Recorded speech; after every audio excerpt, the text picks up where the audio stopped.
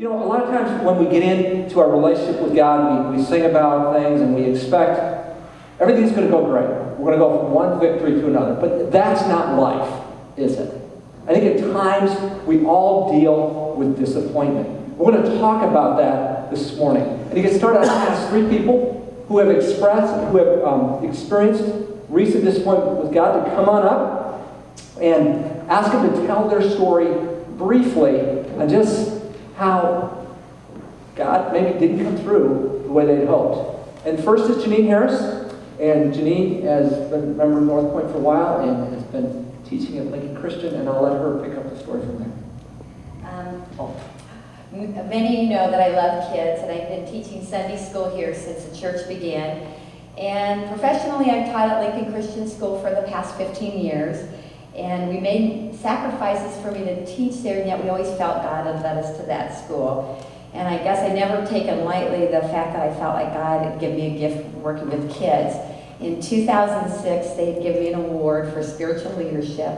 And I was honored that they honored me that way, but it was confirmation to me that I was using my gifts where God wanted me to be. The Thursday before Easter this year, the school board met, and they were making personnel cuts for next year. And after 40 years of their prayer and deliberation, they unanimously had approved a list, and my name was on it. When they met with me to announce that they had a decision not to renew my contract, I was speechless. And I never doubted God's leading in it, but after investing so much time in a ministry and with these families, the thought of leaving the school was devastating.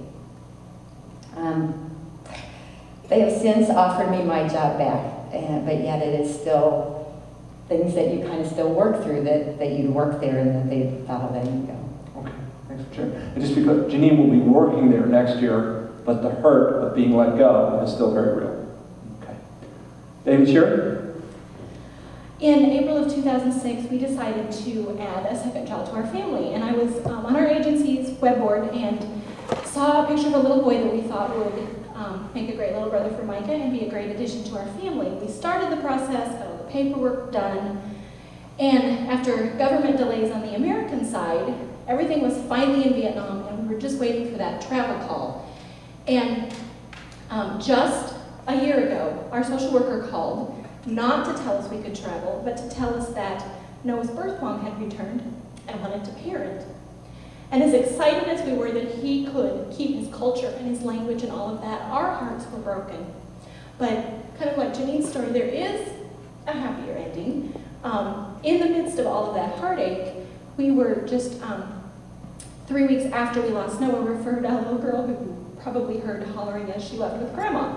So despite the disappointments and the ache in our hearts, God is good. My wife and I had been serving in Vietnam and China with the Christian organization for some years, teaching English with the goal of service and witness on college campuses there.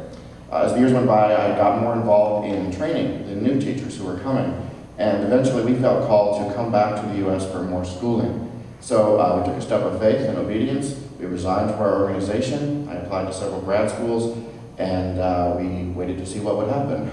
And we took that step of faith and jumped off a cliff, is what it felt like. I was turned down by all the grad schools I applied to, and I found this out about 6 weeks before we were back in the States. This is summer of 2006.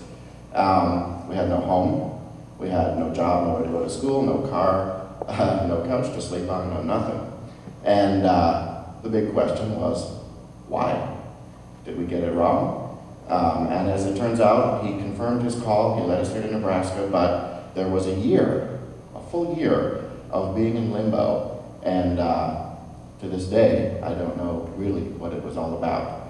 The disappointment was real, and now it's in the past rather than in the present.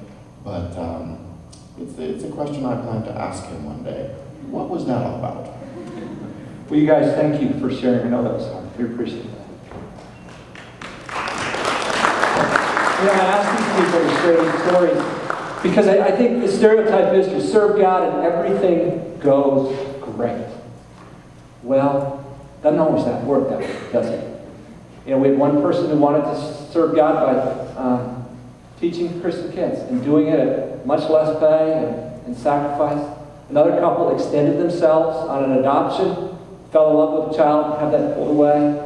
Brad and Julia Brain, serving in Vietnam, coming back for more training, left in limbo. Disappointment with God. It's real. What do we do? What do we do when we're disappointed with God? We're going to talk about that this morning. So if you got a Bible, I'm going to ask you to open it to 2 Samuel chapter 7. And we'll work our way through this chapter. We'll ask this question of the text. What do we do when we're disappointed with God?